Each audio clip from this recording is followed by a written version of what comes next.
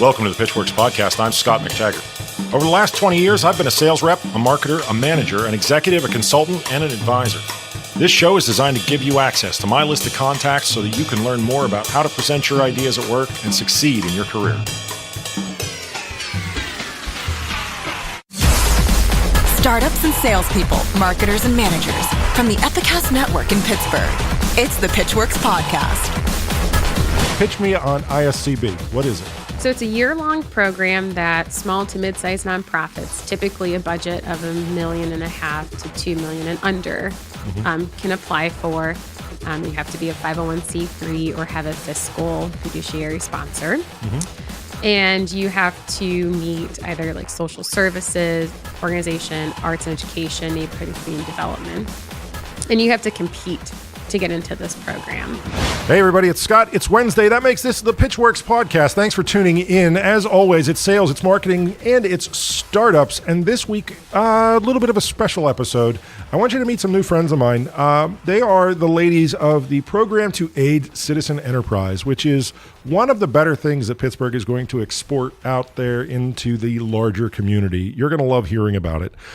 Before we jump in, though, I have to harass and harangue you because, as per usual, I was, going through trying to figure out who had rated and reviewed this fine program, and I just could not help but feel as though that number was not large enough. So if you can help me with that, I would certainly appreciate it. Jump into iTunes, give us a rating, write up a review that maybe, sort of explains that rating. I would appreciate it and be your friend forever. So let's talk to Hilary and Vicki and Tracy and Pace in general. Let's get all this out on the table and find out what it is we're doing this week. All right, it's kind of a rare event when we actually fill up the Epicast studios here, but I'm actually really glad we did. Sitting to my immediate left is Vicki Garner, PR coordinator for Pace, and then sitting to her immediate left, I've got Traci Thomas, who we're going to get a little bit more talking out of these other two than we are out of Vicki. Is that okay? Yes. You're okay with that? Vicki's doing a very good job, though, making sure that I'm educated so that I don't say stupid things, because that happens from time to time. And then Hilary Ferencak sitting across from me. And you told me your title, and it's already left my mind. What was it? Program coordinator. Program coordinator. See, this is what happens when I don't write everything down. That's okay. How are we doing, ladies? Great. Fantastic. So I was introduced to Pace by a friend of the show and past guest, Connie Cavrich, who's the philanthropy officer for the Pittsburgh office of the Red Cross, who I just think is a solid citizen all the way through. And she said, you need to come meet these people. The Pace people are fantastic. It's right up your alley. And I confess, I didn't know what you guys were up to. I didn't know the mission. I didn't know the vision. I didn't know anything that you were working on. For the benefit of our listeners, would one of you ladies volunteer to sort of explain it? So PACE was formed during the Civil Rights Movement in 1968. So following the assassination of Dr. Martin Luther King Jr. And so for about 50 years, we've remained committed to supporting and strengthening local organizations that are rooted in environments where their services are most critical. That's one of the things that I'm most intrigued by as we come up on your event, the Inclusive Voices event, is the fact that you've got people talking who kind of wouldn't normally talk. Is that a fair assessment? Definitely. So let's start with, it's April 13th. It is Friday the 13th. Oh, come on, Hilary. I had to. It was going That's going to be strong. good luck. You were going so strong, and you're like, by the way, it's on Friday the 13th, and we're going to fill a box with black cats, and we're going to have ladders you have to walk underneath. Just throw some salt over your shoulder, right? We're going to be walking around smashing mirrors on every table. So Inclusive Voices, and you guys all invited me to host a table or be a conversationalist at a table, which honestly was a little bit, I wasn't sure what you wanted from me at first. And the idea is that the folks who come to this event get to participate in a table-wide conversation. Yes? So what are we talking about?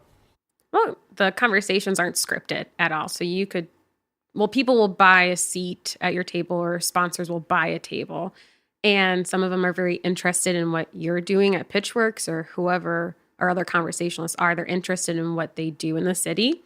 But you could honestly talk about hobbies or what you love about the city. It doesn't necessarily have to be about your day-to-day job. Right.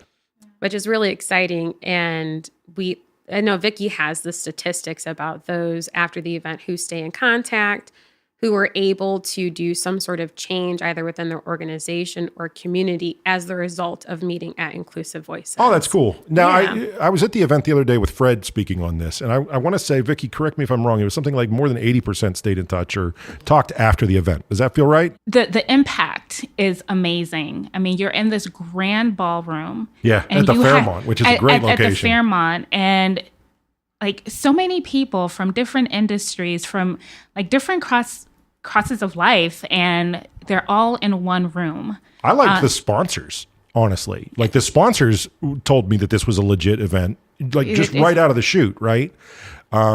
Because you guys did the introductions, and I remember Highmark, UPMC, and EQT. I know I'm forgetting people, but I mean, those are big names regionally. Right, yeah. And those guys are all co-signing on what you're doing. Vicki's holding up the PNC. That's who I forgot. There it is. But again, I mean, there are no like invisible, no-name sponsors on that list. These are people who are committed to this, and I'm not trying to beat you up when I say this simplistic idea of just keeping people talking. Right, but you know, it's amazing when you look at the magnitude of the event and you walk in this room and, you know, the goal is really to have a conversation that's not scripted. It's going to happen very organically. Yeah. I remember my first event. The host of my table was Daryl Williams Ford Williams, and you know, we were all kind of transplants. Okay. I was a fairly new transplant to Pittsburgh, and others around the table were transplants, and so we had a conversation about, you know, being relatively new to Pittsburgh and seeing Pittsburgh change and go through a renaissance, and you know, what does that change mean? And again, it kind of just started from making a connection around the table, and it just started to blossom from there. So yeah, what Inclusive Voices mean to me is just taking that a pause out of your day and getting together with people, and really, as simple as it sounds, it's just that, having a very meaningful conversation about things that are important to you, that's top of mind, and yeah, meeting new people and making those connections. I truly believe that again, this is a uniquely Pittsburgh thing because we don't have the same walls.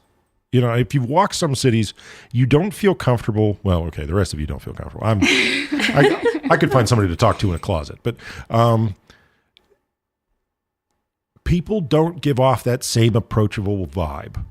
As a person who focuses, like my entire career, on language and communication, Yeah. I think it can be tremendously impactful. Yes. Just in terms of maybe rethinking how your assumptions were formed, whether or not, you know, you're pointing in the right direction with, it doesn't have to be something massive. It could be something small. Just, am I doing the right thing? Let's ask some other people who have different, you know, experiences. But again, I like what you're doing. I'm honestly, like, I invited you on here because I want more people to know about what you're doing. And, not because I'm trying to make sure that there are no empty seats at my table at the Inclusive Voices event, which is also, by the way, probably a little bit true. You got to bail me out, folks. You got to make sure there's people at my table. That's all I'm saying. Okay. We got to get, all the seats at my table filled. This is April 13th. It's at the Fairmont. You're going to be in Pittsburgh. Okay. I realize that something like 30% of you are not going to be in Pittsburgh, and that's okay too. But if, you could, help a guy out. I'm just saying, just jump a plane, come on out. Inclusive Voices at the Fairmont. I'm going to have a table, and I just, I'd like to have some people, fill that table up. I got CEOs and captains of industry to compare against. So, Hilary, I want to actually ask you about that part. Not everybody's a talk show host, right? Like I, again, can probably pretty much talk anywhere, right? When you first approach somebody and ask them to host a table or to be a conversationalist at a table, do you get that fear, that pushback where people are a little bit worried about what the outcome might be? Oh, definitely. I think that's just human nature. Yeah. And it does take a little bit of a leap of faith to agree to do this. Oh, definitely. And I think it helps that us as PACE staff and our board of commissioners, we're all real friendly people. And we She looked at you when she said friendly people on the board of commissioners right there, Tracy. It's a compliment. You got to take it. I take it. Good. But I think that helps, though. And we try to really make people feel like they're welcome, that they're part of our family, because you are part of the PACE family. It is very easy to catch stage fright, right? It's very easy. And I'm not going to name any names about who was asking what questions when we all sat there in that room together, but I was amazed at some of the people and their accomplishments who were worried about their performance at this thing because they'd never done it before. People whose names are known around the city going, what happens if no one wants to talk to me? And I was like, wow, that's impressive to me that they would even think that no one would want to talk to them. Right. Change subjects. So PACE, 50 years on on its overall age, 10 years on doing the inclusive voices, right? Mm-hmm. It is a local phenomenon, yes? Yes. It is expressly Pittsburgh. Yes. What is in the future?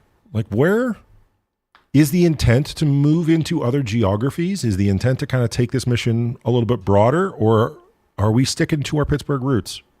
We do have a coaching program which has its reach across the country, like via our consultants or our coaches that we have in the program. Nice. So our executive leaders and our next generation leaders, they have access to about like 28 African-American certified coaches across the country. I know. Interesting. I know. Thanks to technology, people can have a coaching session like on FaceTime or Skype. It doesn't have to necessarily be face-to-face. Right. So PACE does, in a sense, while we want to stick locally, we do have this national You have reach. influence. Yeah. People buy the ticket and then they say who they'd like to have their conversation with. On their invitation, when they send it in, they say, I want to talk to this person or that person. And they have a list of 4 people that they can sort of prioritize. Yeah. Definitely. I can't believe that someone would write your name down and not come with a topic that's going to supersede whatever I'm going to talk about when I get there. Yes? People kind of already have a mission. So they pick 4 out of 39. There are 39 conversationalists. And when you buy a ticket, you pick your top 4. Okay. And we almost always are able to sit the person at one of their choices. That's really cool. And no table is empty. Everybody has people at their table. So What? take a breather there, Scott. No. I So don't your wanna have table will people. be full. There may be a That's waiting what I list. want. I want my table full. Yes. I see Vicki gets it. You may even have a waiting list. You don't know. Oh, I want a waiting list. I want a waiting list so bad right now. No, don't. That's fine. Let's talk about who else is there, because I'm not the biggest draw in the world. Okay. Yeah, so we also have Jane Nesbitt, who's the Chief Creative Officer of Chula. Oh, we know Chula. Yes. Yep, Chula, the fast casual Indian restaurant that's It's in fantastic. the East End, very I'm spending way delicious. too much Yeah. money there. So, newcomer in the East End community. Yeah. Yeah, so I think he would have a lot to say and, add his voice to the conversation. I think he's a great conversationalist. When Raji came in behind the scenes, when we sat and talked about what Chula was doing, high praise from Raji and from her partner Kit about Jay's work. Yeah. That's a table I kind of wish I could be at too, but I can only be in one place at a time. Yeah. And those are the kinds of things, if you go into Chula, you can see that everything was done with care. Yes.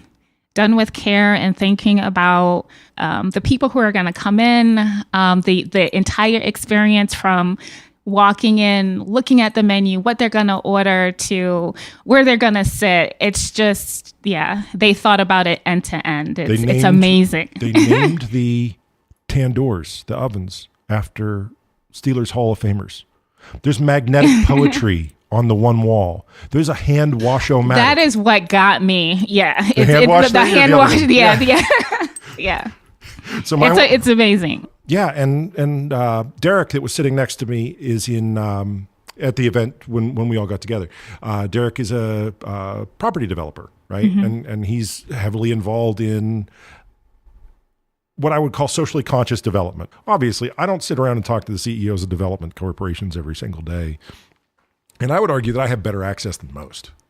right? Because I've got a box full of microphones. I mean, I think a lot of people would probably benefit from hearing his opinion on how that all gets juggled. So that was cool. I enjoyed meeting Derek. And that's I think the whole point of the Conversationalist reception is that you guys get a chance to meet each other, because at the day of the event, you're all around, you're networking, and this was a really good time for you to learn about the event and just to learn about each other more. Yeah, the gentleman from UPMC, is he going to be hosting Simmons? Oh, Dr. Simmons? No, not this year. Yeah, he was fun. He is fun. He's very sharp. Also, too, we're really happy. Bill Strickland from Manchester Bidwell Corporation is going to be a table host this year. And he actually was a table host at the inaugural Inclusive Voices 10 years ago. And also, PACE was one of Manchester Bidwell's first funders. Was it? Yes. How about that? So they're celebrating their 50th anniversary again this year. Bill's a local legend. Yeah, he is. He really is. So we're really happy that he was able to join us. So it's kind of like, going back to the beginning. Just, again, a nice room full of people, and I was very just sort of, I could see how this would take off. And there's going to be 39 tables of 39 different conversations, and every table's got like 8 seats around it. So, I mean, there's going to be a lot going on at this event. A lot going on, a lot of conversations. A lot of laughter. A lot of laughter. Yeah.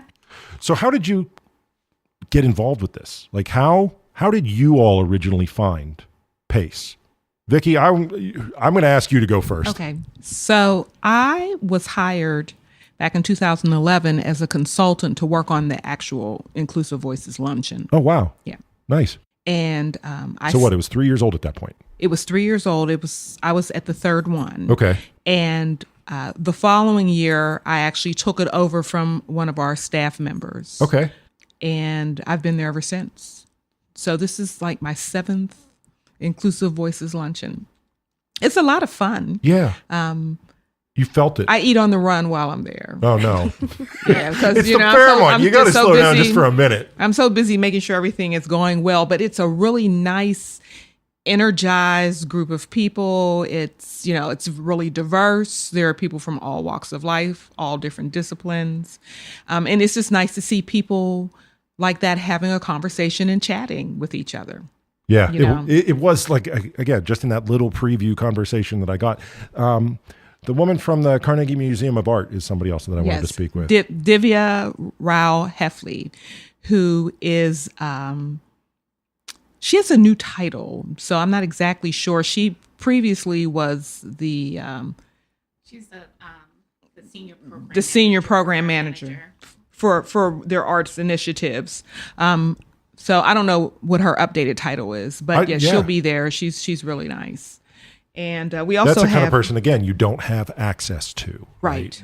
One of the nice things too is that a lot of times we get people who are new to Pittsburgh, so they're just starting out in their career here. They're newcomers, so it's a nice opportunity for them to meet other people, other leaders in the city. For instance, this year we have Jane Miller, who just took over the Parks Conservancy in January. So she's new to the area. And she could definitely use those kind of connections. So, it's a nice opportunity for her. Pittsburgh is such an interlinked city, right?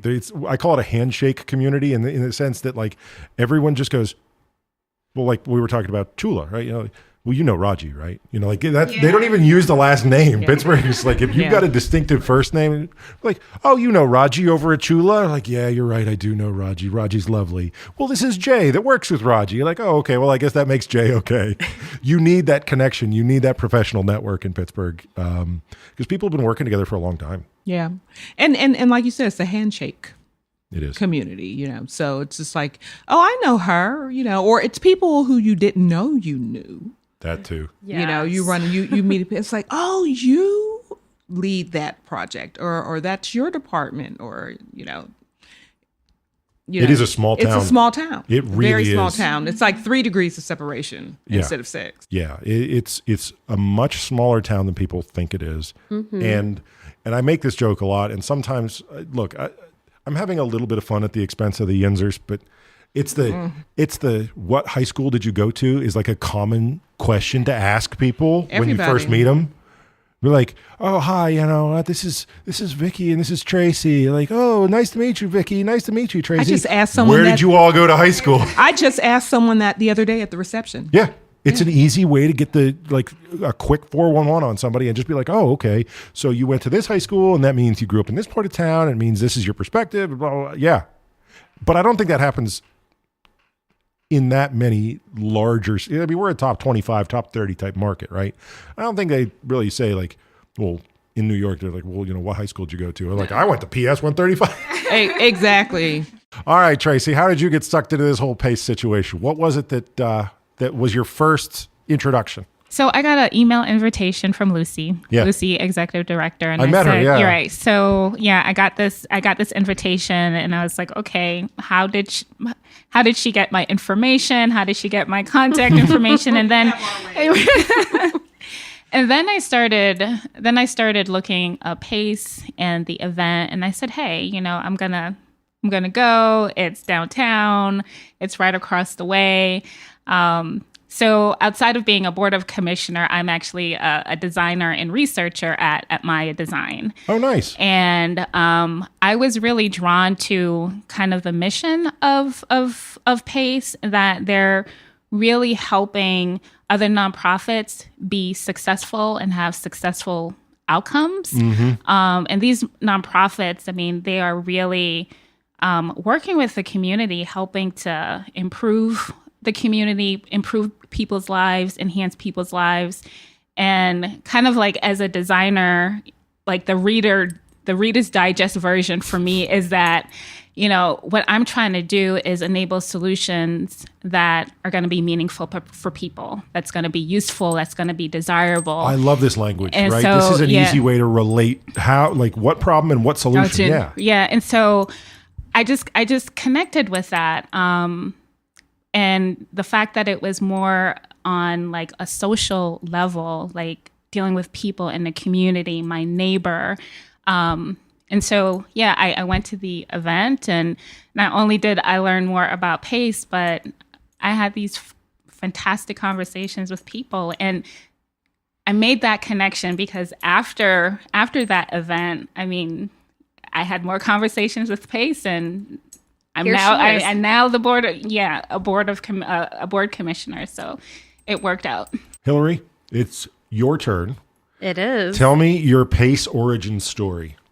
Ooh, I feel like we're on the Avengers or some sort of superhero. Yes, there was a chemical spill, and it was radiation involved. Right. Oh, I don't know if I want radiation, but hey, if it gets my own origin story, I'm all there. I came on to PACE as a part-time administrative assistant in December of 2014 while I was finishing up my master's degree at the University of Pittsburgh Graduate School of Public and International Affairs, GISPIA for short, because that's a mouthful. Yeah.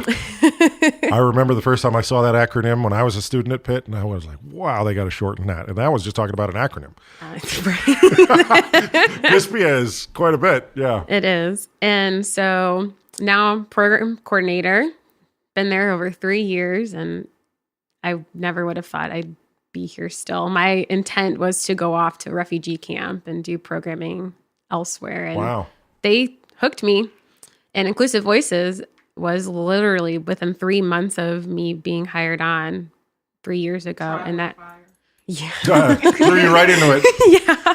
And I'm really glad that happened, because that, in addition to the programming that I was involved with, Inclusive Voices really gave me that additional piece of what PACE is trying to achieve in our community. And that really just cemented me. But it's not the only thing going on. And you, like you said, you got hired, and then 3 months later is the big event, like the Super Bowl of PACE going on. What else is going on in the background when we're not focused on Inclusive Voices? So we have a couple other programs. Yeah. One is called Intensive Services Capacity Building Program.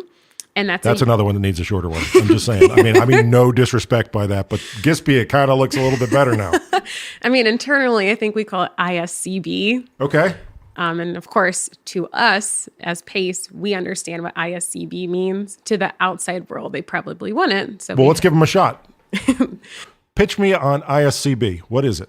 So it's a year-long program that small to mid-sized nonprofits, typically a budget of $1.5 million to $2 million and under, can apply for.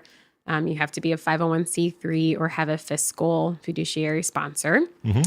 And you have to meet either like social services, organization, arts and education, neighborhood and community development. And you have to compete to get into this program. And so we go through training workshops. We have them do assessments to kind of understand where they want to work on their capacity building projects. And then we give them the money to do it. That's cool. So that's the cherry on top of everything. Not only do we walk with you kind of step by step in the process to achieve this project that will get you to the next level, we give you the grant dollars to do it. Right. Which I think is missing in a lot of different spaces, that people are like, oh, let's do an assessment. You're not wrong. So as you're approaching people to sponsor this, right? Like, what does that look like when somebody sponsors PACE or any of its various programs? Like, how do we approach them? Well, I think with anything, it's something that's happened over time. So I think our team beautifully has these wonderful relationships with different funders around town. And for some of them, they've been supporting PACE since the very beginning. That is a nice asset to have in your It corner. is The 50-year history definitely comes in handy. Yeah, so that's been very fortunate in just us cultivating those relationships, yearly, even monthly. Like, I don't want to make it into a contest, but it is a who's who. Literally, like, your sponsors list is a who's who. And then you don't get there easy. It's not easy. No. And I mean, we approach funders, and again, like, that's just from over the years of us cultivating various funders. And then we've had funders approach us.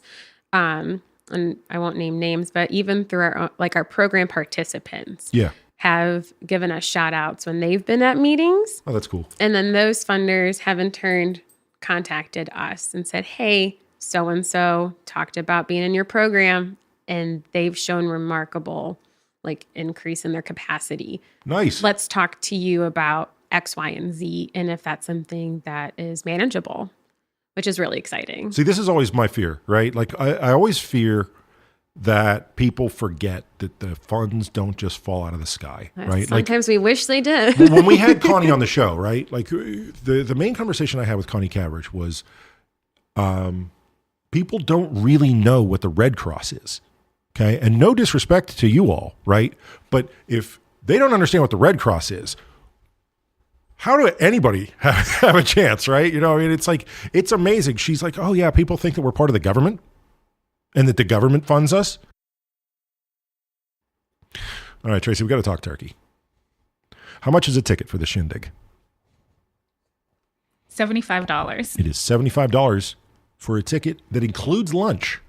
At the Fairmont. At the Fairmont. So you can't be late. 6 is the cutoff. Come on down. Have lunch with me down at the Fairmont. Yeah, it's a really great event. Before we actually get into the grand ballroom to have this super delicious meal and have these amazing conversations, there's a reception right before that. Yeah. You can go and get drinks. There's a bar, cocktails, cash bar. There's music. There will be special juice at this event. There will be special juice. And then you'll hear, a special sound, a ring that tells you that, it's time for the grand ballroom doors to open up. Nice. And then it's, showtime. It's showtime. I like it. I'll get a chance then to see some of the other people and talk to some of the other people that are doing other tables. All right, ladies, I appreciate you coming in, and I wish you the best of success, and I hope when we all get together on the 13th, there's not an empty table or empty seat around my table. You're gonna have a ball. I am. I'm already having a ball. But thanks for the invite. I really do appreciate it. Thank you. All right, that's the end of the ride. Thanks so much for tuning in. Thanks to the ladies of PACE. Don't forget, this thing's coming up fast, so you got to move, okay? PacePGH.org. Make sure you get your tickets. It's at the Fairmont. It's $75. Frankly, they should be charging a lot more, but they don't take my advice. Thanks to Hilary. Thanks to Tracy. Thanks to Vicki. Thanks to everybody at PACE for what you do. I truly, truly mean that. Buzzy and I are going to get back in the lab. We're going to make another episode of this fine program. It will be back out next Wednesday. And if you were smart enough to follow my advice at the top of the show and actually subscribe, you won't even have to remember. It'll just show up. It's awesome. It's the internet. Take care of yourselves. The Pitchwerks podcast comes to you from Pittsburgh, Pennsylvania. A production of the Epicast Network and MacTaggart, LLC. Engineering and production by Buzzy Torek and Nick Miller. For more information, show feedback, and ad sales, visit pitchwerks.com. pitchwerks.com. On social media, find and follow the show on Twitter, LinkedIn, Facebook, and Instagram using that same brand name, pitchwerks.